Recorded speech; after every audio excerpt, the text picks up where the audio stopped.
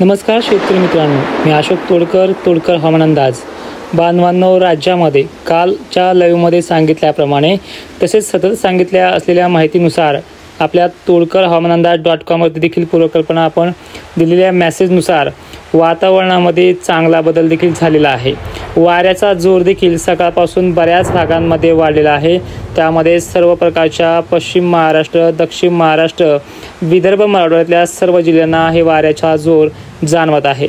मित्रांनो, गुजरात MP मध्ये हे लो प्रेशर क्रिएट होऊन गुजरातपासून कराची मार्गे निघत आहे. त्यामुळे धुळे, नंदुरबारला 26 तारखेच्या संध्याकाळपर्यंत पावसाची शक्यता आहे.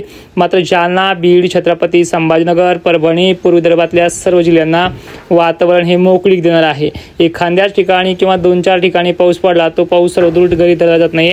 त्यामुळे 80% उघडीप काल जी माहिती दिली आहे त्या माहितीनुसार आज पाहायला मिळते. वाऱ्याच्या जोरामुळे ढगांची निर्मिती होत नसते किंवा ढगांची स्पीड अधिक असल्यामुळे पाऊस पडण्याची देखील शक्यता कमी असते. वाऱ्यामुळे ह्युमिडिटीची लेवल देखील खालवली आहे. त्यामुळे पावसाचे कुठल्याही प्रकारचे 3 दिवस चान्सेस नाही आहे. मात्र वाऱ्याची स्पीड 27-28 पर्यंत असल्यामुळे त्यामुळे पावसाचे चान्सेस नाही आहेत. मात्र 28 तारखेनंतर वातावरणामध्ये गरमीची लेवल पुन्हा वाढणार आहे. स्थानिक वातावरण तयार होऊन 30 ते 35% कव्हरेज एरिया पूर्व विदर्भाचा आहे. त्यामुळे 30-31 पूर्व विदर्भातल्या सर्व जिल्ह्यांना, मराठवाड्यातले देखील परभणी, जालना, बुलढाणा जिल्ह्यांना पावसाची शक्यता आहे. आता प्रश्न राहिला धुळे, नंदुरबारमध्ये सतत पडणाऱ्या पावसाला विश्रांती कधी मिळणार आहे.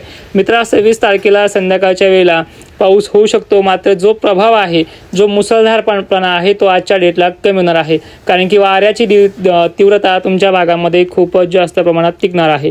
तसेच पश्चिम महाराष्ट्र, नाशिकमधल्या मुंबई, कोकण किनारपट्टी भागांना आजच्या दिवस पावसाची शक्यता आहे.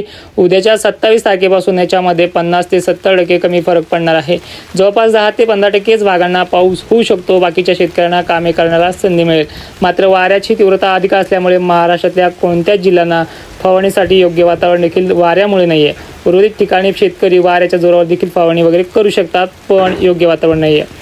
तर दुसरी महत्त्वाची गोष्ट, उद्याची 27 तारीखसुद्धा पावसाच्या रडारवरती नाही आहे. फक्त 15 ते 20% भागांना राज्यामध्ये काही ठिकाणी पाऊस होईल. घाट माथ्यावरती मुंबई, कोकण किनारपट्टीवरतीच पाऊस मात्र चांगल्या पद्धतीचा असणार आहे. 27 तारखेचा पाऊस धुळे, नंदुरबार, खान्देश, विदर्भातल्याही सर्व जिल्ह्यांना विश्रांती देतोय. त्यामुळे शेतकरी मित्रांनो, येणाऱ्या 29 तारखेपर्यंत संधी आहे, कामे करून घ्या. आता 29 तारखेपर्यंत पाऊस कुठल्या जिल्ह्यात राहू शकतो हे देखील आपला प्रश्न आहे. मित्रांनो, 29 तारखेचा पाऊस हा स्थानिक वातावरणाचा आहे. यामध्ये 4 ते 5 जिल्ह्यांच्या रडारवरती थोडाफार पाऊस होऊ शकतो. तो म्हणजे नागपूर, चंद्रपूर, त्याचबरोबर नांदेड, परभणी, जालन्यामध्ये मोजक्या भागामध्ये, वैजापूरच्या तुरळक ठिकाणी अशी कंडिशन ही पाहायला मिळते. त्याचबरोबर जळगाव आणि धुळ्यामध्ये पावसाची एकदमच कंडिशन बंद होणार नाही. मात्र 20% भागात, 15% भागात हा पाऊस पाहायला मिळतोय.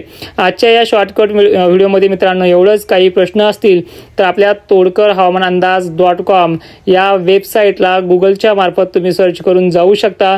किंवा तोडकर हवामान अंदाज लाईव्ह आहे मोठा, पण सविस्तररित्या माहिती देण्यासाठी आपण तो बनवलेला असतो.